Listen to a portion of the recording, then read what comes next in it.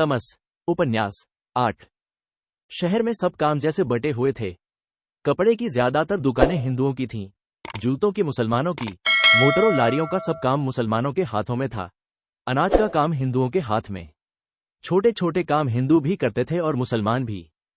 शिवालय का बाजार किसी दुल्हन के चेहरे की तरह खिला हुआ था। वह रोज जैसी ही रौनक थी। कोई नहीं कह सकता था कि कहीं कोई तनाव पाया जाता है। सुनारों की दुकानों पर अनेक बुर्की वाली गांवों की औरतें चांदी के जेवर खरीदने बनवाने के लिए जगह जगह बैठी थीं। हकीम लाभराम की दुकान के सामने दवाइयां कूटने वाले 2 कश्मीरी मुसलमान नाक मुंह लपेटे दौरी में दवाइयां कूट रहे थे। कुबड़े हलवाई की दुकान पर लगभग रोज जैसी ही भीड़ थी। खोमचे वाला संतराम आज भी ठीक 1 बजे अपनी हथकड़ी धीरे धीरे चलाता हुआ सराफों का बाजार लांदकर शिवालय के बाजार में आ गया था और रोज के ही मुताबिक दर्जी खुदाबख्श और उसके 2 भाइयों के लिए आधी आधी छटांक हलवे के 3 पत्ते बनाकर भेज रहा था। वातावरण में स्थिरता थी। सुबह की घटना से पैदा होने वाला तनाव कुछ दब गया था, कुछ बिखर गया था। सड़कों पर चहल पहल थी। खुदाबख्श की दुकान के सामने गली के सिरे पर कमेटी का कारिंडा सीढ़ी लगाकर दीवार में लगे लैंप की चिमनी साफ कर रहा था और लैंप में तेल डाल रहा था। नगर का कार्यकलाप फिर से जैसे किसी संगीत की लय पर चलने लगा हो। जब इब्राहिम इत्रफरोश कंधों और पीठ पर से तरह तरह की बोतलें लटकाए एक गली से दूसरी गली इत्रफुलेल की आवाज लगाता अपनी स्थिर चाल से गुजरता जाता तो लगता नगर की इस धुन पर उसके पांव उठ रहे हैं। इसी धुन पर औरतें अपने घड़े लेकर गली के नल पर जाती। इसी धुन की लय पर सड़कों पर तांगे चलते। इसी धुन पर बच्चे स्कूल जाते। लगता शहर का सारा व्यापार किसी मीठी सहज धुन पर चल रहा है। लगता इसकी एक कड़ी टूटेगी तो साज के सारे तार टूट जाएंगे। या यूं कहो कि शहर की सभी क्रियाएं मिलकर किसी सतत संगीत का निर्माण करती जो शहर के दिल की धड़कन के साथ साथ बजता था। शहर में लोग जवान होते हैं तो इसी लय पर, बूढ़े होते हैं तो इसी लय पर, इसी पर पीढ़ियां अपना जीवन व्यतीत करती हुई चली जाती हैं। आप इसे संगीत कह लीजिए या नाजुक सा संतुलन जिसमें व्यक्तियों के आपसी रिश्ते, जन समूहों के आपसी रिश्ते एक विशेष धारा पर स्थिर हो चुके होते हैं। ये तो नहीं कहा जा सकता कि शहर के जीवन में लहरें नहीं उठती थीं। कांग्रेस के आंदोलन चलते तो जबरदस्त लहरें उठती थीं। हर साल गुरुपर्व के अवसर पर सिखों का जुलूस निकलता तो शहर में तनाव आ जाता। जामा मस्जिद के सामने से जुलूस बाजा बजाता हुआ निकलेगा या नहीं, उस पर पथराव होगा या नहीं। मुसलमानों के ताजिए निकलते और छातियां पीटते या हुसैन बोलते, पसीने से तर मुसलमानों की मंडलियां निकलती तब भी शहर में तनाव आ जाता। पर इसके बाद तनाव ढीला भी पड़ जाता और जनसाधारण के जीवन की गति फिर से इसी लय पर चलने लगती। फिर से वातावरण में स्निग्धता आ जाती। फिर से लोग हंस खेलकर दिन बिताने लगते। दर्जी खुदाबख्श की दुकान पर सरदार हाकिम सिंह की पत्नी उलाहना दे रही थी, बेबख्शिया तो कपड़े की देसे भरसें या फेरे ही पवादा रहसें। कभी हमारे कपड़े भी सीकर देगा या रोज तेरी दुकान के चक्कर ही मारती रहूं। खुदाबख्श मुस्करा दिया। शहर की सभी हिंदवानियां, सरदारनियां, विशेषकर खाते पीते घरों की औरतें उसे बख्शा ही कहकर पुकारती थीं। बख्शे की दुकान पर शादी के लिए सिले जाने वाले कपड़ों का ढेर लगा रहता था। जद मैं कहदा रेहा बीबी भेजो कपड़े, तुसा कुछ न कीता, सारिया सरदारियां लंघा दितियां, हुण वक़्त ता लग दे, 16 हत्थ ता नहीं मेरे। जब मैं कहता था, बीबी लाओ कपड़े, आपने कोई परवाह न की। सारा जाड़ा बीत गया, अब वक्त तो लगेगा ही, मेरे 16 हाथ तो नहीं है। क्यों जाड़ा कैसे बीत गया? क्यों भला? शिवराम के बेटे के ब्याह के 15 दिन बाद आपने बेटी की सगाई की थी या नहीं? तब कौन सा महीना चल रहा था? हाकिम सिंह की पत्नी हंसने लगी। हाँ भाई, तू सब जानता है। अब बोल, बेटी का सूट कब देगा? कारज कब है? वाह जी, बेटी की सगाई का दिन इसे याद है, ब्याह का दिन नहीं जानता। 25 को है ना? आज कौन सी तारीख है? 5 तारीख। दे दूंगा नहीं, बता कब देगा? ब्याह कारज वाले दिन तू चक्कर लगवाएगा, मैं तुझे जानती नहीं हूं जैसे। विद्या के ब्याह पर भी तूने ऐसे ही किया था। उधर बारात आने वाली थी, इधर जरी के सूट के लिए मैं बार बार आदमी भेज रही थी। ठीक बता कब देगा? वह अभी बात कर ही रही थी जब उसके पीछे से किसी ने बक्शे की झोली में कपड़े का एक पुलिंदा फेंका। हरे रंग का रेशमी कपड़ा, साथ में तिल्ले का बॉर्डर। बख्शिया, कपड़े को माप लेना और जरूरत हो तो बुद्ध सिंह की दुकान पर से मेरा नाम लेकर ले लेना। एक महिला थी। बक्शे ने कपड़े के एक कोने पर लब लगाकर उसे भिगो लिया। फिर कान के पीछे खूंसी पेंसिल निकालकर कपड़े को आंक लिया और बगल वाली अलमारी में डाल दिया। अलमारी ब्याह शादी के लिए सिलने वाले कपड़ों से भरी थी। दे दूंगा, मैं खुद घर पर पहुंचा आऊंगा। तू बातें बहुत करता है, अब की वक्त पर कपड़े नहीं दिए तो मैं तेरी दुकान पर कभी पैर नहीं रसूंगी। और हाकिम सिंह की पत्नी दुकान पर से चली गई। औरत चली गई तो खुदाबख्श की नजर शिवालय की दीवार पर पड़ी। कोई आदमी उस पर चढ़ा हुआ था। खुदाबख्श ने ध्यान से देखा। गोरखा चौकीदार था। पर यह वहां क्या कर रहा है? दीवार के पीछे शहर का पुराना मंदिर था जिसका कलश दूर दूर से चमकता नजर आता था। उसी मंदिर की दीवार के ऊपर एक घड़ियाल लगा था। गोरखा चौकीदार उसी घड़ियाल को साफ कर रहा था। देखो तो वह क्या है? खुदाबख्श ने अपने एक कारिंदे से कहा, जो उसके पास ही बैठा मशीन पर कपड़ा सी रहा था। घड़ियाल दुरुस्त किया जा रहा है, कारिंदे ने कहा। या अल्लाह, खुदाबख्श के मुंह से निकला। शहर में फसाद का डर है। फिर दोनों चुप हो गए। सन 26 के फिसाद के बाद यह घड़ियाल लगवाया गया था। तब से अब तक उसकी चमक बहुत कुछ जाती रही थी। धूप और बारिश के कारण उसके आसपास की दीवार पर से भी पलस्तर उखड़ गया था। पहले फिसादों के समय खुदाबख्श 20-22 बरस का युवक था, जब उसे दंड पेलने और कसरत करने का शौक था। उन्हीं दिनों वह अपने बाप की दर्जी की दुकान पर बैठा था। उन्हीं दिनों घड़ियाल यहां लगाया गया था। अब खुदाबख्श अधेड़ उम्र का हो चला था और शहर में विरले ही कोई ऐसा ब्याह होता होगा जिसके कपड़े सिलने के लिए इसके पास न आते हों। दीवार पर चढ़ा हुआ गोरखा रामबली भी वही पुराना चौकीदार था, जिसके हाथों घड़ियाल लगाया गया था। पिछले फिसादों के बाद अपनी मुस्तैदी, सेवा भाव और ईमानदारी के कारण अपने काम पर बना रहा था। 10 बरस के अरसे में उसका शरीर गदरा गया था। चेहरे पर लकीरें पड़ गई थीं। कनपटियों पर के बाल सफेद पड़ गए थे। पर शिवाला की चौकीदारी अभी भी वह पहले की ही मुस्तैदी से करता था। घड़ियाल की हल्की सी टुन-टुन सुनाई दी। खुदाबख्श की नजर फिर दीवार पर गई। गोरखा घड़ियाल के साथ नई रस्सी बांध रहा था। घड़ियाल इसी कारण हिल गया था और टुन-टुन की आवाज आई थी। गोरखे ने गरेरियों में तेल लगा दिया था और घड़ियाल चमचमा रहा था। इस घड़ियाल की आवाज सुनकर रूह कांप जाती है, खुदाबख्श ने कहा। पहले फसाद में जब बजा था तो मंडी में आग लगी थी और शोले आधे आसमान को ढके हुए थे। दीवार पर गोरखा अभी भी घड़ियाल साफ किए जा रहा था, मानो कोई त्योहार या पर्व आने वाला हो। और घड़ियाल इस तरह चमकने लगा था जैसे पीतल का मांझा हुआ बर्तन चमकता है। साथ में नई मोटी रस्सी झूलने लगी थी। खुदाबख्श की नजर घड़ियाल पर से हटकर साथ वाली सुनार की दुकान पर गई, जहां अधेड़ उम्र का एक आदमी और उसकी पत्नी, जो किसी गांव से आए जान पड़ते थे, अपनी बेटी से कांटों की जोड़ी लेने का आग्रह कर रहे थे। तुझे पसंद है तो ले, क्यों नहीं लेती? जल्दी कर, हमें और भी बहुत सा सामान खरीदना है, गांव भी लौटना है। बेटी की आंखें चमक रही थीं। वह बार बार कांटों को कान के पास ले जाती और शर्माकर अपनी मां को दिखाने लगती। कैसे लगते हैं, मां? लजाती सकुचाती युवती निश्चय नहीं कर पा रही थी कि कांटों की जोड़ी उसे फबती है या नहीं, वो उन्हें खरीदे या नहीं खरीदे। खुदाबख्श की नजर फिर एक बार मंदिर की दीवार की ओर उठी तो बूढ़ा चौकीदार दीवार पर से उतर रहा था और चमचमाते घड़ियाल से लगी रस्सी दीवार के ऊपर झूल रही थी। खुदाबख्श के मुंह से फिर एक बार या अल्लाह निकला और उसने मुंह फेर लिया। उधर फजलंदीन नानबाई की दुकान पर मजलिस जमी थी। ढलती दोपहर के वक्त काम मंदा पड़ जाने पर आसपास के यार दोस्त बतियाने आ जाते और हुक्के के दौर में दीन दुनिया की बातें चलती। बातों का सिलसिला शुरू तो उसी घटना से हुआ जो आज शहर में चर्चा का विषय बनी हुई थी, मगर बातों में से बात निकलती गई और उस नुक्ते पर जा पहुंची जहां बूढ़ा करीम खान कहने लगा कि हाकिमों के मन की थाह पाना आम आदमी के बस का नहीं होता। हाकिम दूर की सोचता है, उसके हर फेर के पीछे दूरंदेशी पाई जाती है। जो कुछ वह देखता है उसे आम इंसान नहीं देख पाता। मूसा ने एक दिन खिजर से कहा, करीम खान कह रहा था कि तुम मुझे अपना शागिर्द बना लो।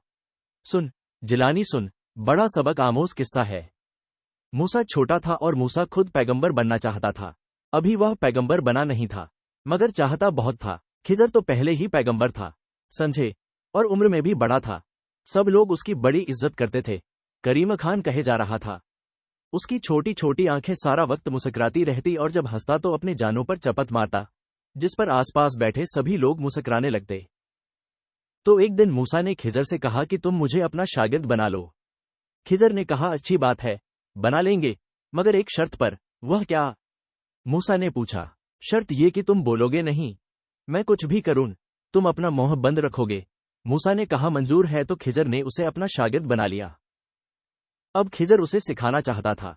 क्या सिखाना चाहता था? कि देखता तो खुदावंद ताला है, हम इंसान तो कुछ भी नहीं देख सकते। हम तो अपने दिमाग घिसा घिसा कर सबब और बायस खोजते रहते हैं, मगर हमारे हाथ कुछ भी नहीं लगता, क्योंकि देखता तो खुदावंद करीम है। तो खिजर ने कहा कि तुम बोलोगे नहीं, मैं कुछ भी करूं, कुछ भी बोलूं, तुम अपना मुंह बंद रखोगे। हुक्का करीम खान ने आगे सरका दिया था, अब उस पर जिलानी फूंके मार रहा था। ढलती दोपहर में भिश्ती दुकान के सामने छिड़काव कर गया था और मिट्टी की सोंधी सोंधी गंध हवा में फैली थी। सड़क पर आमदरफ्त कम हो गई थी। कुछ लोग जामा मस्जिद में दिन की नमाज पढ़ने जाते एक एक करके सामने से गुजरते नजर आते। तो क्या हुआ, दूसरे रोज खिजर एक गांव से दूसरे गांव की तरफ जाने लगा। मूसा भी पीछे पीछे। बाद में मूसा बहुत बड़ा पैगंबर बना, पर उस वक्त तो वह खिजर का चेला था। सुन जिलानी, कान खोल के सुन, बड़ा सबक आमोज किस्सा है। तो दोनों चल पड़े। अब रास्ते में नदी पड़ती थी और किनारे पर एक किश्ती बंधी थी जिसमें लोग नदी पार करते थे। अब क्या हुआ कि दोनों नीचे उतरे और किश्ती में बैठ गए और पत्तन वाला उन्हें पार ले जाने लगा। तो थोड़ी देर में मूसा ने क्या देखा कि खिजर किश्ती के तले में छेद कर रहा है। किश्ती बिल्कुल नई थी, जैसे आज ही बनकर आई हो, और खिजर उसके पेंदे में छेद किए जा रहा है। एक छेद कर चुकने के बाद उसने एक और छेद कर दिया, फिर एक और। मूसा चिल्लाया, वल्लाह, आप क्या कर रहे हैं, किश्ती डूब जाएगी, हम दोनों डूब जाएंगे। खिजर ने उंगली अपने होठों पर रखकर उसे चुप रहने का इशारा किया। पर मूसा परेशान हो उठा था क्योंकि नाव में पानी भरने लगा था और वह डर रहा था कि नाव अब डूबी की अब डूबी। पर वह चुप हो गया, खिजर को जबान जो दे चुका था। थोड़ी देर बाद खिजर ने एक एक करके छेद बंद कर दिए, लेकिन तब तक नाव का तालाब बहुत कुछ खराब हो चुका था। अब दोनों पार हुए तो अल्लाह रहम करे। दोनों जा रहे थे जब एक जगह एक छोटा सा लड़का जमीन पर बैठा खेल रहा था। बच्चे के पास से गुजरे तो खिजर ने आव देखा न ताव, बच्चे को उठाकर उसकी गर्दन मरोड़ दी। यह क्या, मूसा चिल्लाया, मासूम बच्चे को मार डाला। पर खिजर चुप। खिजर ने फिर उंगली होठों पर रख दी और मूसा को चुप रहने का हुक्म किया। अल्हम्दुलिल्लाह, बोलो नहीं, आपने बेगुनाह बच्चे की गर्दन मरोड़ दी। न जान न पहचान, इस गांव में आपने पहले कभी कदम नहीं रखा। इस मासूम से भला आपकी क्या अदावत थी। मूसा बहुत परेशान हुआ। अंदर से तो वह भी पैगंबर ही था ना, अभी उसे पैगंबरी मिली नहीं थी। करीम खान ने सिर हिलाकर कहा, अब खुदा रहम करे। दोनों आगे जाने लगे। गांव पार किया। अब जो गांव की हदबंदी पर पहुंचे तो वहां पर टूटी फूटी दीवार थी। मूसा तो एक छलांग में उसे पार कर गया, मगर पीछे मुड़कर देखा खिजर दीवार के पास खड़े हैं और आसपास गिरी टूटी ईंटों को उठा वह दीवार पर रख रहे हैं, दीवार की चुनाई कर रहे हैं। मूसा लौट आया, बुजुर्गवारम, उस बच्चे को तो आपने मौत के घाट उतार दिया जिसने जिंदगी के 2 दिन भी नहीं देखे और इस दीवार को जो वर्षों से टूटी पड़ी है फिर से खड़ा कर रहे हैं। यह क्या माजरा है, आपकी बातें मेरी समझ में नहीं आती। खिजर ने फिर उंगली उठाकर उसे चुप रहने का इशारा किया। मूसा फिर चुप हो गया। वे फिर आगे बढ़े, चलते गए। एक बाग में पहुंचे जहां चश्मा बह रहा था और ऊपर छायादार पेड़ था।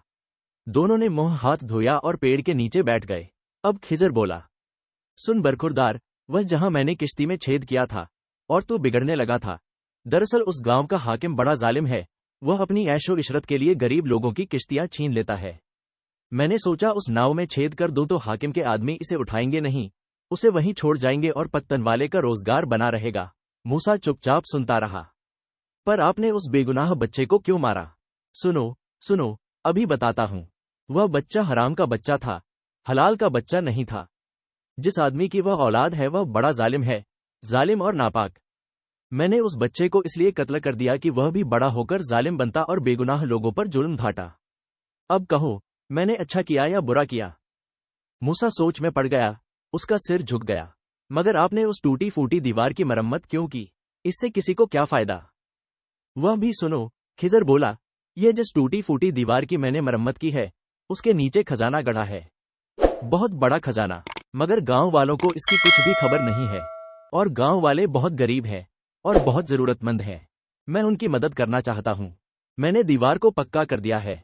जब वे लोग अपने हल चलाते हुए यहां तक पहुंचेंगे तो ये दीवार उनके रास्ते में रुकावट साबित होगी और वे एक दिन उसे तोड़ देंगे और एक एक ईंट उठाकर खेतों के बाहर फेंकेंगे और उन्हें नीचे से गड़ा हुआ खजाना मिल जाएगा और वे मालामाल हो जाएंगे। इनके तन पर कपड़ा होगा और घर में रोटी होगी। अब बता, मैंने क्या बुरा किया? करीम खान ने किस्सा कह चुकने के बाद सिर हिलाते हुए एक एक साथी की ओर देखा, फिर बोला, तो कहने का मतलब कि जो बात हाकिम देख सकता है वह आम लोग, तुम और हम नहीं देख सकते। अंग्रेज हाकिम की आंख चारों तरफ देखती है, वरना क्या यह मुमकिन है कि मुट्ठी भर फिरंगी 7 समंदर पार से आकर इतने बड़े मुल्क पर हुकूमत करें? अंग्रेज बहुत दानिशमंद हैं, दूरअंदेश हैं। बेशक। आसपास बैठे लोगों ने सिर हिलाए। इसी दुकान में एक और नत्थी भी बैठा था। कहवे की प्याली सामने रखे, हाथ में लंबा सा रस का टुकड़ा उठाए, वह डुबो डुबो कर खा रहा था और ध्यान से करीम खान की बातें सुन रहा था। जब से उस सुअर के दड़बे में से निकला था, वह कभी शहर के एक हिस्से में तो कभी दूसरे हिस्से में चक्कर काट रहा था। जहां बैठता लोग सुअर की चर्चा करते सुनाई देते, राह जाते लोगों की बातें सुनते हुए उसके कान खड़े हो जाते। किसी किसी वक्त उसे लगता जैसे लोग किसी दूसरे ही सुअर की बात कर रहे हैं, वो उस सुअर की बात नहीं कर रहे जिसे उसने ज़िबह किया था। पर फिर किसी किसी वक्त लोगों की बातें सुनते हुए उसका दिल बैठ जाता।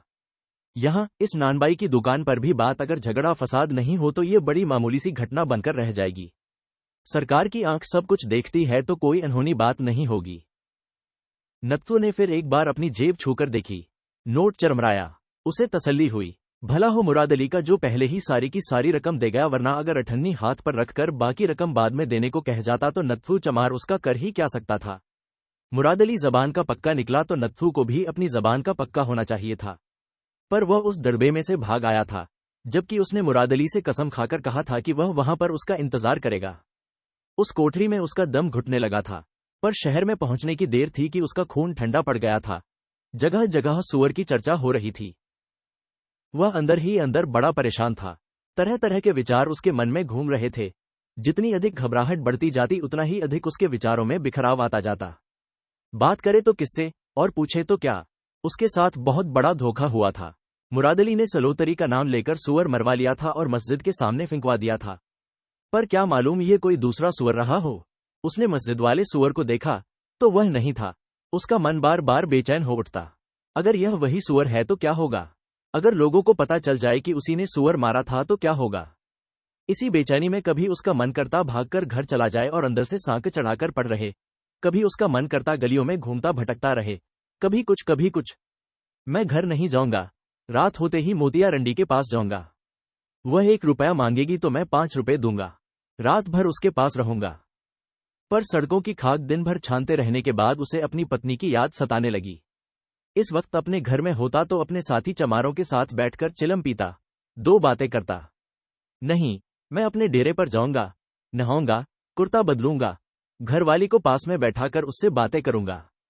जाते ही उसे बाहों में भर लूंगा। मुराद अली का नाम लेने की जरूरत नहीं, उसे कुछ भी बताने की जरूरत नहीं, इस सारे घिनौने किस्से को सुनाने की जरूरत नहीं।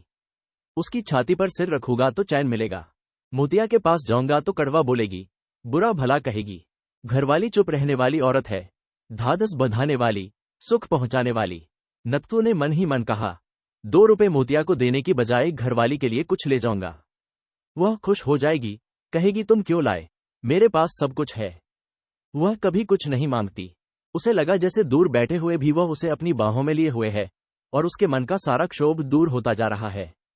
दुख से छुटकारा पाने के लिए आदमी सबसे पहले औरत की तरफ ही मुड़ता है।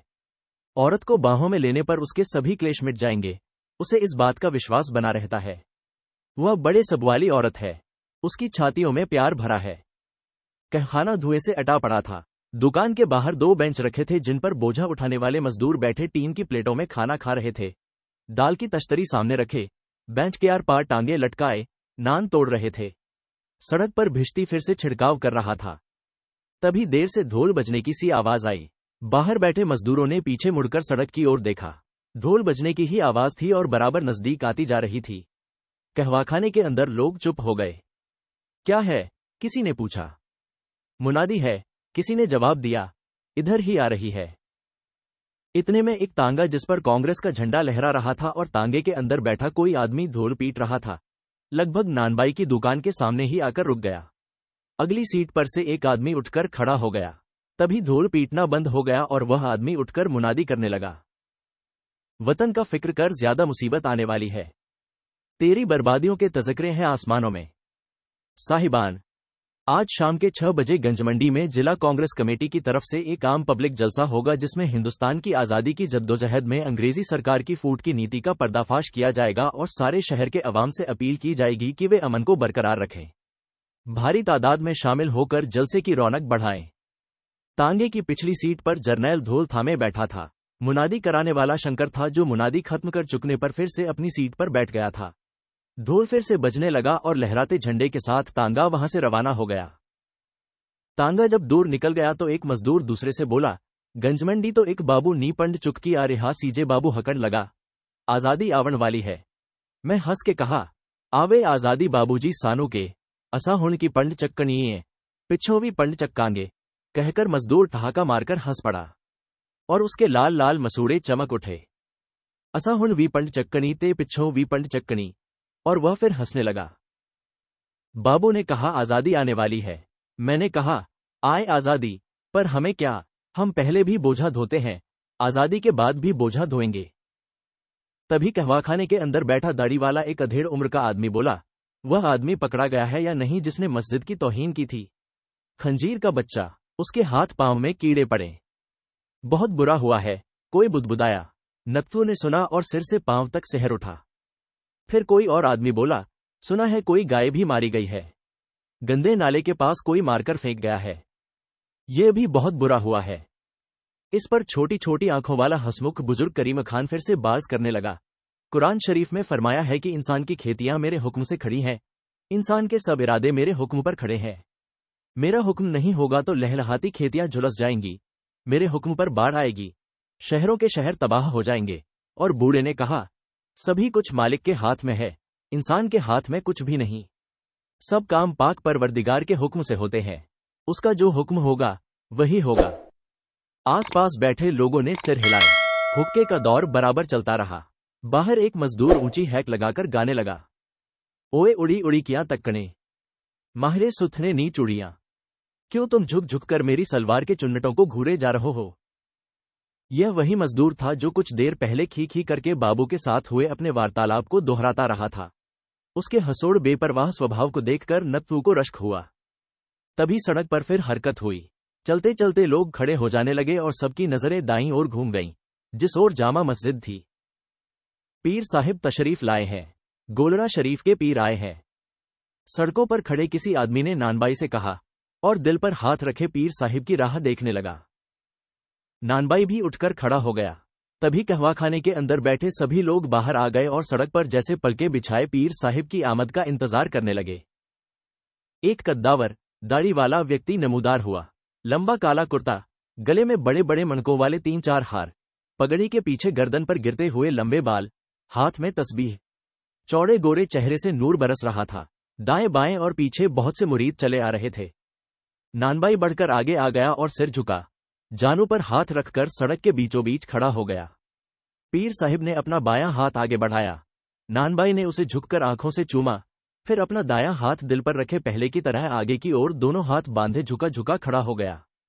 पीर साहिब ने हाथ तनिक ऊपर उठाया और बिना कुछ बोले आगे बढ़ गए।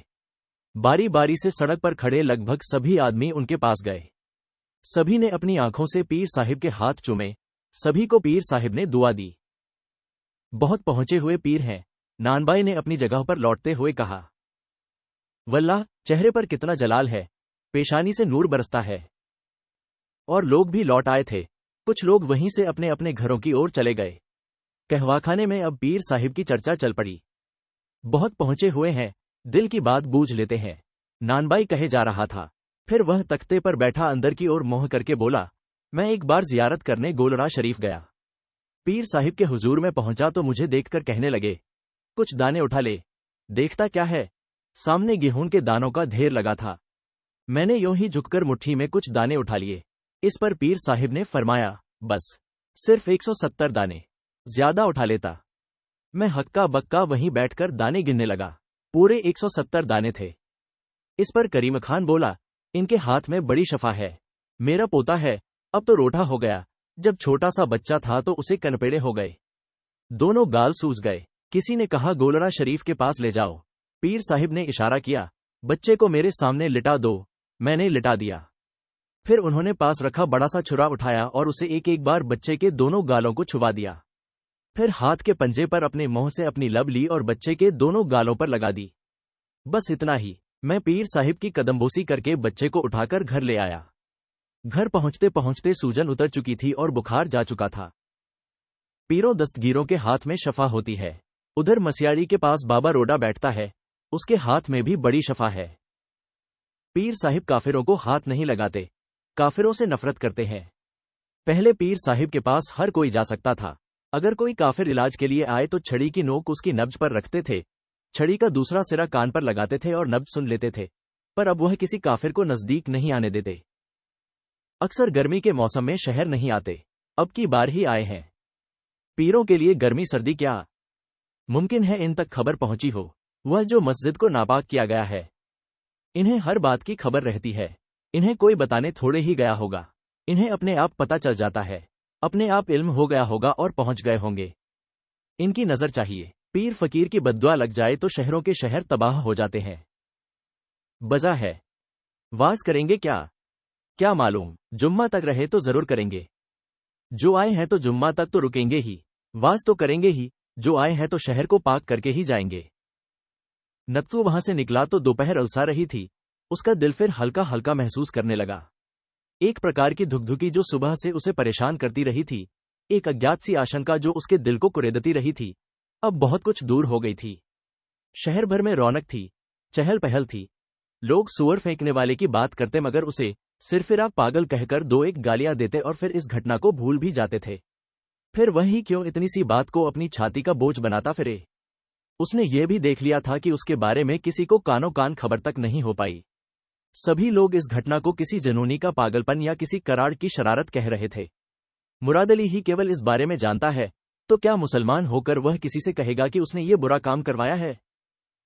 नत्थू को आसपास की चीजें भली लगी। एक छोटी सी दुकान के सामने कोई गांव का आदमी अपनी पत्नी से नए जूतों का जोड़ा लेने का आग्रह कर रहा था। ले लो न जी, मैं जो कह रहा हूं, तुम्हारे पास एक भी जोड़ा नहीं है, वह जूती फट चुकी है। और पास बैठी, सिर से पैर तक बुरके से ढकी उसकी पत्नी अपनी मधुर आवाज में इनकार किए जा रही थी। मुझे इसकी जरूरत नहीं, मेरा काम चल रहा है। तुम्हारे पास अच्छा जूता नहीं है, तुम ले लो एक अच्छा सा जोड़ा, तुम्हें ज्यादा चलना पड़ता है। नत्थू आगे बढ़ गया, उसे सुख का भास हुआ।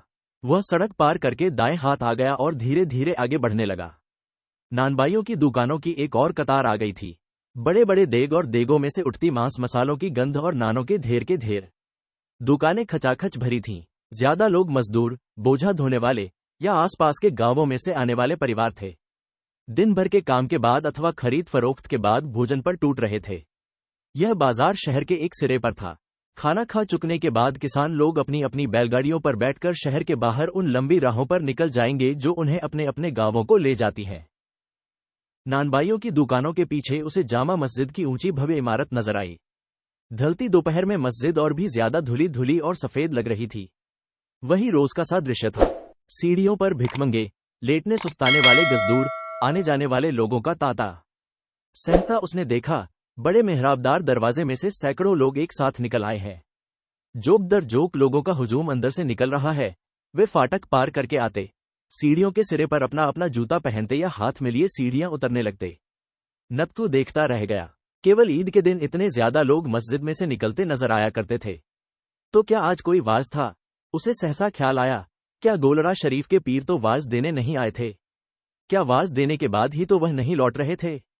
उसका दिल फिर धक से रह गया। उसे लगा जैसे मस्जिद में इकट्ठा होने वाले ये सैकड़ों लोग उसी के कुकर्म की चर्चा करने के लिए इकट्ठा हुए थे। गोलड़ा के पीर भी इसी की खबर पाकर शहर में आए होंगे। नत्थू जामा मस्जिद को सामने से लांघ गया। जिस जगह जामा मस्जिद की दीवार खत्म होती थी वहां बगल में एक गंदा नाला बहता था। शहर भर का गंदा पानी इसी नाले में इकट्ठा होकर शहर के बाहर जाता था। नत्थू नाले के डंडहरे को पकड़कर खड़ा हो गया। उसकी नजर नीचे की ओर गई तो उसने देखा, डंडहरे के थोड़ा नीचे नाले के किनारे एक चबूतरा सा था और उस पर नंग धड़ंग एक आदमी लेटा हुआ था। स्याह रंग का काला आदमी, दाढ़ी और सिर पर सूखे खिचड़ी बाल, उलझे हुए, गले में तावीज। नाले की ही दीवार के साथ अपना टीन का डिब्बा एक कील के साथ लटकाकर लेट रहा था। चबूतरा तंग सा था, सोए सोए करवट बदलने पर भी वह सीधा नीचे नाली में गिर सकता था। यह भी शायद कोई पहुंचा हुआ पीर फकीर होगा, नत्थू ने मन ही मन कहा और उसकी ओर देखता रहा। सहसा फकीर उठ बैठा और आंखें फाड़ फाड़कर नत्थू की ओर देखने लगा, और देखते ही देखते दाएं बाएं जोर जोर से सिर हिलाने लगा, वैसे ही जैसे जनूनी लोग सिर हिलाते हैं। नत्थू ने मुंह फेर लिया और बाजार की ओर देखने लगा।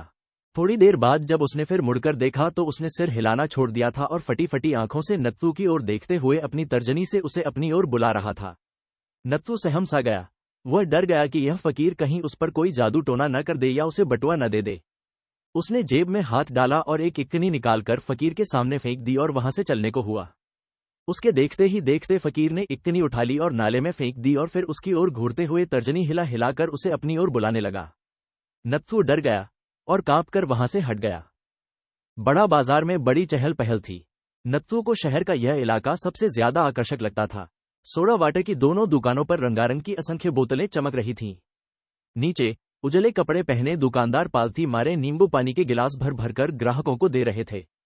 सड़क की पटरी पर फूलों के गजरे बेचने वाले अभी से आ पहुंचे थे। सोडा वाटर की दुकानों के बगल में ही सीख कबाब वाले बैठते थे और नजदीक ही ठेका शराब वालों की दुकान थी। वहीं पर ही कसाई गली सड़क में खुलती थी जहां रंडियां बैठती थीं। नत्थू सड़क के किनारे ठिठका खड़ा रहा। दुकानों के सामने सड़क पर बहुत से तांगे खड़े थे, चमचमाते साज, घोड़ों के सिर पर नाचती कलंगियां, मेले का सा समा। किसी किसी वक्त कोई तांगा सड़क के ऐन बीचों बीच आकर रुक जाता। घोड़े का कसमसाता शरीर साज तुड़ाने के लिए जैसे अंगड़ाइयां ले रहा होता और तांगे में कोई तुर्रीवाला रईस अपने दो एक साथियों के साथ बैठा होता। नत्थू चमार आश्वस्त होकर इधर उधर घूमने लगा। उसे लगा जैसे सभी लोग मस्त हैं और अपने लिए खुशियां बटोर रहे हैं। नत्थू चमार देर तक वहां टहलता रहा।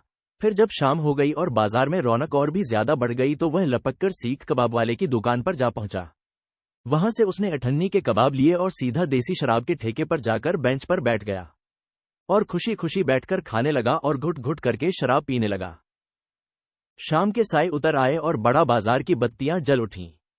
छिड़काव से फिर एक बार सौंधी सौंधी मिट्टी की खुशबू आने लगी और फूलों के गजरों की खुशबू से मिलकर नत्थू के दिमाग पर अजीब मस्ती सी छाने लगी। नत्थू को मालूम नहीं था कि कब उसने फूलों का गजरा खरीदकर गले में डाल लिया था। उसे यह भी मालूम नहीं था कि कब यह देसी शराब की दुकान पर से उठकर राजा बाजार का खुला इलाका लांदकर रंडियों वाली गली में जा पहुंचा था। तभी सहसा उसे सामने की ओर से मुरादली आता नजर आया। घुटनों तक लंबा कोट, हाथ में पतली छड़ी, हिगना, गठे शरीर वाला, काली काली मूंछों वाला मुरादली। क्या वह सचमुच मुरादली था या नत्थू ख्वाब देख रहा था? उसकी आंखों के सामने मुरादली एक प्रेत की भांति मडराता सा नजर आया जो गली गली कूचा कूचा घूमता फिरता था, छड़ी झुलाता हुआ। क्या सचमुच मुरादली नाम का कोई व्यक्ति भी है जो इस शहर में रहता बसता है या कोई प्रतिछाया ही एक गली से दूसरी गली घूमती रहती है और लोगों ने उसका नाम मुरादली रख छोड़ा है? नहीं, मुरादली ही था। मंडी की ओर से गली के रास्ते चला आ रहा था। नत्थू शराब की हिलों में नहीं होता तो किसी घर के चबूतरे की आड़ में छिप जाता, पर नत्थू के हौसले बड़े हुए थे। वह सीधा गली के बीचों बीच आ गया। उसने ज्यादा नहीं पी रखी थी। चमड़ा रंगने वाले चमार के लिए 2 कुल्हड़ शराब तो पानी के बराबर होती है। दिन भर अकेला घूमते रहने के बाद अब जाकर उसे कोई परिचित मिला था और सहसा नत्थू को गर्व का भास हुआ। हम जिस काम को हाथ में लेते हैं पूरा करके छोड़ते हैं। सलाम हुजूर, नत्थू ने आगे बढ़कर हंसते हुए कहा और तनकर खड़ा हो गया। मुरादली क्षण भर के लिए ठिठका। उसकी पैनी आंखों ने नत्थू को देखा और सारी स्थिति उसकी समझ में आ गई। बिना कुछ कहे अथवा नत्थू के अभिवादन का बिना उत्तर दिए वह आगे बढ़ गया। सलाम हुजूर, मैं नत्थू हूं। आपने मुझे पहचाना नहीं? नत्थू कहकर हंस दिया। मुरादली इस बीच आगे जा चुका था। नत्थू अद्बुद्धि सा गली के बीचों बीच खड़ा रहा, फिर वहीं से चिल्लाकर बोला, हुजूर, मुरादली साहब। पर मुरादली नहीं रुका।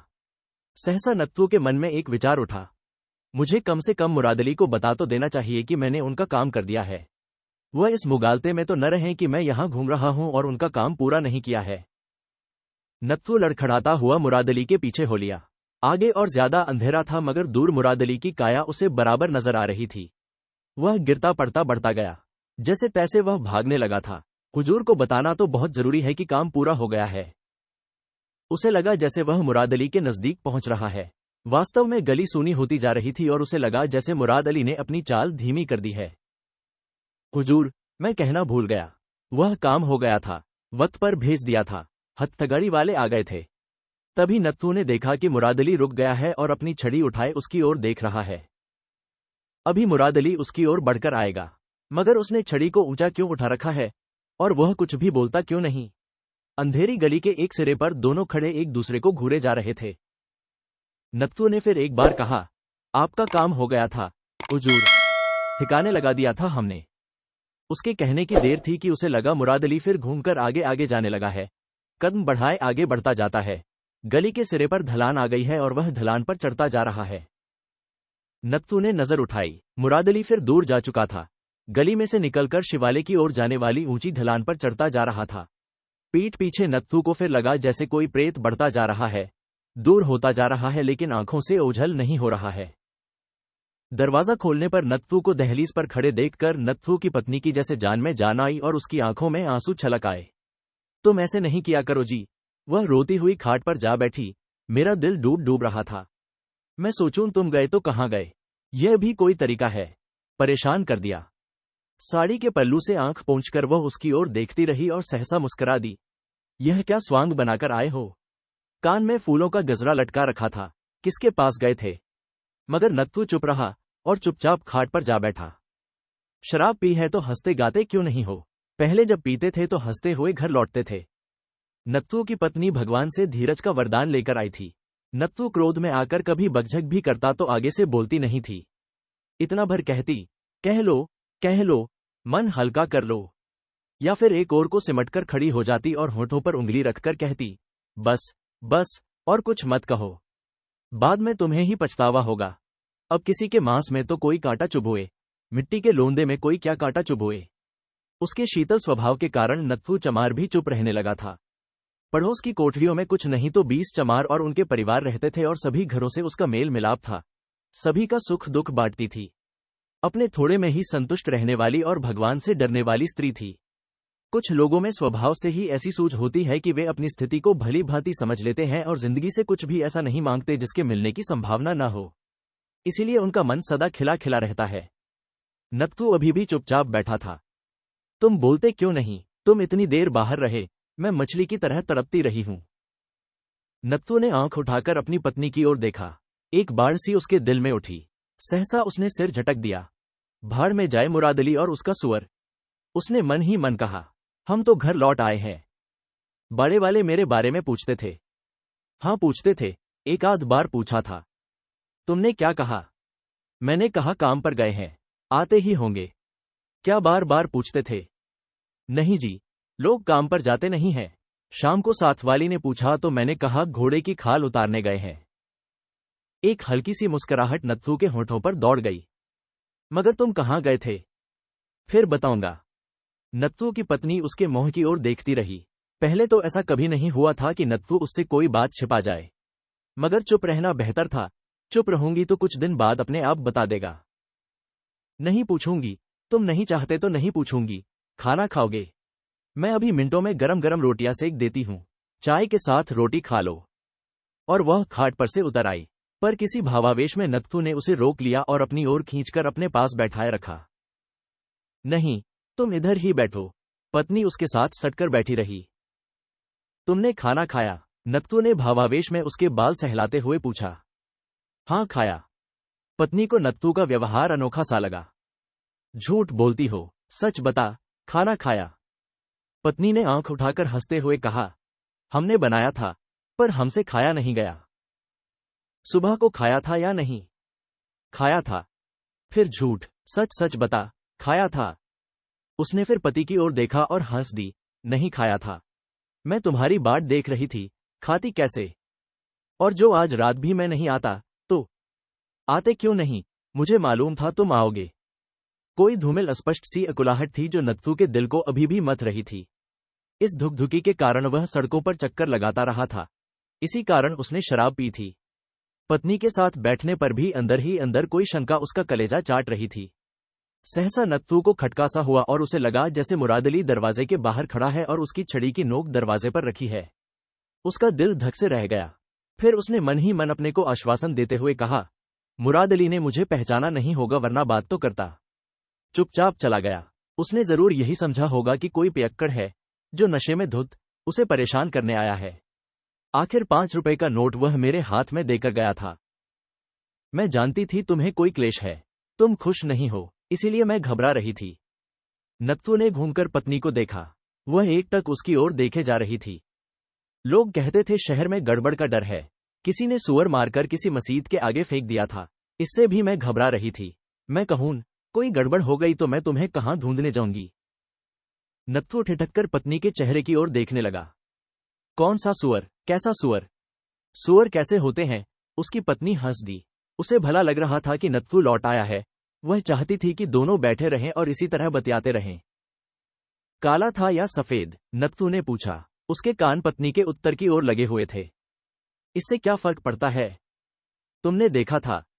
मैं सूअर देखने जाऊंगी क्या? मुझे क्या पड़ी है? बाड़े में किसने देखा है? तुम भी कैसी बातें करते हो जी? बाड़े के लोग सूअर देखने जाएंगे। सुनी सुनाई बात लोगों ने कह दी। रात गहराने लगी थी। आसपास की कोठरियों में से आवाजें आना लगभग बंद हो चुका था। बाहर सोओगे या अंदर? पत्नी ने कनखियों से पति की ओर देखते हुए पूछा। क्यों? तुम्हारा क्या भरोसा? बाहर सो रहे हो तो उठाकर अंदर ले आते हो। हमने सोचा पहले ही पूछ लें। जो तुम्हारी नियत खराब हो तो पहले ही अंदर पड़े रहें। अंदर उमस बहुत है। और वह बैठी बैठी अपने बाल खोलने लगी। तुमने कुछ नहीं बताया। खाना खाओगे या नहीं? चाय बना दूं? इतने गुमसुम क्यों बैठे हो? कल तुम नहीं थे, घर काटने को दौड़ता था। पत्नी को लापरवाही से बाल खोलते देख वेदना भरी उन्माद की लहर नत्थू के तन बदन में उठी और उसने पागलों की तरह अपनी पत्नी को बाहों में भर लिया और उसके गाल, उसके होंठ, उसके बाल, उसकी आंख बार बार चूमने लगा। यह भावावेग उत्तरोत्तर बढ़ता गया और उसका रोम अपनी पत्नी के गदराए और उसकी उत्तेजित सांसों में खोने लगा। मैं 3 बार रोई हूं आज के दिन। बरामदे में खड़ी घंटों तुम्हारी राह देखती थी, फिर अंदर आकर रो देती थी। मुझे लगता था जैसे अब तुम लौटकर नहीं आओगे। पत्नी के आलिंगनों में नत्थू खोता जा रहा था, दीन दुनिया को भूलता जा रहा था। उसके भूखे बेचैन होंठ तृप्ति के लिए भटकते हुए कभी पत्नी के होंठों से जा लगते, कभी उसके स्तनों को जा पकड़ते। हाँफता हुआ वह पत्नी के अंग अंग में त्राण और सुख और विस्मृति की खोज में जैसे भटक रहा था। तभी मैदान के पार कुत्ते जोरों से मूंकने लगे और दूर कहीं से दबा दबा सा शोर कानों में पड़ने लगा। नत्थू को किसी बात का होश नहीं था, पर कुछ ही देर में नत्थू की पत्नी की नजर छत के नीचे दीवार पर पड़ गई। रोशनदान के सामने की दीवार पर हल्की सी रोशनी थिरक रही थी। लगा जैसे कोई लाल सी छाया नाचने लगी है। उसे लगा जैसे दीवार पर पड़ने वाली रोशनी कांप रही है। दूर से दबा दबा शोर सुनाई देने लगा। यह क्या है जी? दीवार की ओर देखते हुए पत्नी बोली। वह देखो तो दीवार पर। यह कैसी रोशनी है? लगता है जैसे आग की लपट हो। कहीं आग लगी है क्या? सुनो तो, ये शोर कैसा है? नत्थू ने सिर उठाकर देखा तो एक हल्की कराहसी उसके मुंह में से निकली। कुत्ते और भी ज्यादा जोर से भौंकने लगे थे और दूर का शोर बढ़ने लगा था। उसकी अस्फुट सी गूंज वातावरण में फैल रही थी, बढ़ते आते लश्करों की आवाज की तरह। दीवार के ऊपरी हिस्से में लौ और भी ज्यादा अस्थिर और भी ज्यादा गहरी हो उठी थी, मानो आग के हिलते साए हों। कहीं आग लगी है, उसने भर्राई सी आवाज में कहा और उठ बैठा। तभी भिनभिनाते शोर के ऊपर तैरती सी किसी घड़ियाल के बजने की आवाज आई। दोनों के लिए नई सी आवाज थी। यूं हर रोज ही शेखों के बाग में लगी घड़ी की आवाज आया करती थी। चौके से निबटने के बाद जब नत्थू की पत्नी आती और दोनों सोने की तैयारी कर रहे होते और घंटा बजता तो पत्नी अक्सर 10 गिना करती थी। कभी कभी 11 भी सुनने को मिलते, पर यह शेखों की घड़ी की आवाज थी, किसी घड़ियाल के बजने की आवाज जिसे नत्थू ने भी पहले कभी नहीं सुना था। घड़ियाल बराबर बज रहा था और बढ़ते शोर में उसकी टुनटुनाती आवाज कभी साफ सुनाई देती, कभी थोड़ी देर के लिए डूब जाती थी, फिर आवाज के ऊपर तैरती हुई सी उसके कानों तक पहुंच जाती। दूर का शोर बढ़ता जा रहा था। बाड़े के अंदर से, कोठरियों में से आवाजें आने लगी थीं। लोग जाग जाग कर कोठरियों के बाहर आ रहे थे। मंडी में आग लगी है, कोई आदमी जोर से चिल्लाया। तभी सहसा कहीं दूर से आवाजें आईं। आवाज बहुत ऊंची थी, बहुत साफ थी। अल्लाहो अकबर! नत्थू का शरीर सिर से पांव तक झंझना उठा। वह आंखें फाड़े छत की ओर देखे जा रहा था। लगता था जैसे उसे लकवा मार गया हो। चलो बाहर चलें, उसकी पत्नी ने सहमी सी आवाज में कहा। बाड़े वालों से पूछे, मुझे यहां डर लगता है। मगर नत्थू उसे पकड़े रहा और जड़ सा खाट पर बैठा रहा। थोड़ी देर बाद बढ़ते शोर में एक और आवाज बहुत से कंठों में से एक साथ फूट कर आई। हर हर हर महादेव! अंतिम शब्द बहुत लंबा करके बोला गया था। इस बढ़ते शोर और बराबर बजते हुए घड़ियाल के बीच बार बार ये ऊंची आवाजें सुनाई देने लगी थीं। लगता जैसे कोई बहुत बड़ा पर्व मनाया जाने लगा है। आखिर नत्थू की पत्नी से न रहा गया। वह नत्थू से बाजू छुड़ाकर उठी और दरवाजा खोलकर बाहर चली गई। नत्थू अभी भी फटी फटी आंखों से छत की ओर देखे जा रहा था। यही शोर एक अस्फुट सी स्वर लहरी बनकर शहर के बाहर दूर रिचर्ड के बंगले की दीवारों के साथ भी टकराने लगा था। इस गहराती गूंज में कुछ देर बाद घड़ियाल की टुन-टुन भी तैरती हुई आने लगी। रिचर्ड उस समय गहरी नींद में सो रहा था, लेकिन लीजा उसे सुनकर जाग गई थी। आवाज को सुनकर पहले तो लीजा को लगा जैसे उसी के कमरे में लगी घंटी धीमे धीमे टुनटुनाने लगी है, जैसे दिन के वक्त हवा का झोंका आने पर टुनटुनाती थी। पर जब उसकी नींद पूरी तरह से टूटी तो उसे लगा जैसे वह आवाज भिन्न है। किसी किसी वक्त यह आवाज बिल्कुल हवा में खो जाती, लगता जैसे हवा उड़ाकर ले गई है, फिर सहसा बज उठती, अंधकार की बीहड़ दूरियों में से तैरती हुई सी आ जाती है। लीजा की आंखों में नींद भरी थी। उसे किसी किसी वक्त लगता जैसे तूफान में सागर की लहरों से जूझते अपना रास्ता खोजते किसी जहाज की घंटी बज रही हो। उसने कोहनियों के बल उठकर रिचर्ड की ओर देखा। रिचर्ड हल्के हल्के खटी भर रहा था। रिचर्ड के चरित्र की ही खूबी कहिए कि तकिए पर सिर रखते ही सो जाता था। निर्लिप्त निर्विकार पलंग पर लेटते ही वह गहरी नींद में खो जाता था। लीजा के लिए कमरे का अंधेरा बोझल हो रहा था। गेट पर पहरेदार के बूट चलते सड़के को पीटते सुनाई दे रहे थे। यह क्या आवाज है? रिचर्ड और लीजा उसके पास सट गई। क्या है? रिचर्ड जाग गया। यह क्या आवाज है?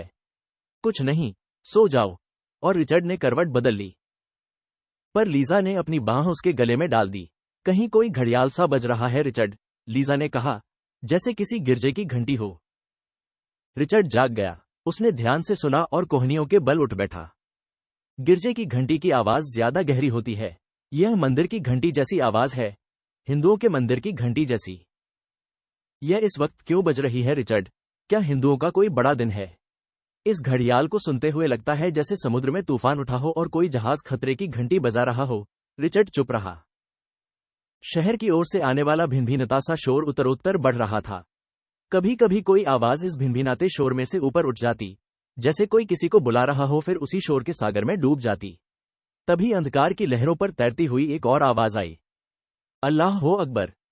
रिचर्ड का सारा शरीर एक बार तन गया, फिर थोड़ी देर में ही ढीला भी पड़ गया। क्या आवाज है? यह क्या आवाज है? इसका क्या मतलब है? इसका मतलब है, गॉड इज ग्रेट। यह आवाज इस वक्त क्यों उठाई जा रही है? जरूर कोई धार्मिक पर्व होगा। रिचर्ड मन ही मन हंस दिया। यह धार्मिक पर्व नहीं है लीजा, दरअसल शहर में हिंदुओं और मुसलमानों के बीच फसाद हो गया है। तुम्हारे रहते फसाद हो गया है रिचर्ड?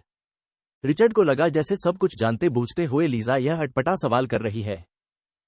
हम इनके धार्मिक झगड़ों में दखल नहीं देते लीजा, तुम जानती तो हो। क्षण भर के लिए लीजा को लगा जैसे वह किसी भयानक जंगल से चारों ओर से घिरी है और दूर से आने वाली आवाजें जैसे जंगल की ही आवाजें हैं, सियारों, गीदड़ों और तरह तरह के जंतुओं की आवाजें। तुमने इसे बंद क्यों नहीं करवा दिया रिचर्ड? यहां मुझे डर लगता है। रिचर्ड चुप रहा, कोहनियों के बल बैठा रहा। उसका मस्तिष्क फिर से बड़ी तेजी से सोचने लगा था कि इस स्थिति में मुझे क्या करना होगा, सरकार की नीति को किस भांति कार्यान्वित करना होगा। लीजा ने अपनी बाहें उसके गले में डाल दी थीं। ये लोग लड़ेंगे तो तुम्हारी जान को भी तो खतरा है रिचर्ड, लीजा ने कहा और उसका दिल रिचर्ड के प्रति सहानुभूति से भर उठा। दुबला पतला रिचर्ड बर्बर लोगों के बीच अकेला घूम रहा है। ऐसे लोगों पर शासन क्या कोई आसान काम है? बीच बीच में अंधकार की गुफाओं में से निकलती हुई घड़ियाल की टुन टुन की आवाज सुनाई दे जाती। ये लोग आपस में लड़ें, क्या यह अच्छी बात है? रिचर्ड हंस दिया। क्या यह अच्छी बात होगी कि ये लोग मिलकर मेरे खिलाफ लड़ें, मेरा खून करें? रिचर्ड ने कहा और करवट बदलकर एक हाथ से लीजा के बाल सहलाने लगा। कैसा रहे अगर इस वक्त ये आवाजें मेरे घर के बाहर उठ रही हों और ये लोग मेरा खून बहाने के लिए संगीने उठाए बाहर खड़े हों। लीजा सिर से पांव तक कांप उठी। वह रिचर्ड के और पास आ गई और अंधेरे में उसके चेहरे की ओर देखती रह गई। उसे लगा जैसे मानवीय मूल्यों का कोई महत्व नहीं होता, वास्तव में महत्व केवल शासकीय मूल्यों का होता है। इतने में रिचर्ड फिर उठकर बैठ गया। शहर में गड़बड़ है लीजा, तुम सो जाओ, मुझे मालूम करना होगा। तभी टेलीफोन की घंटी बज उठी।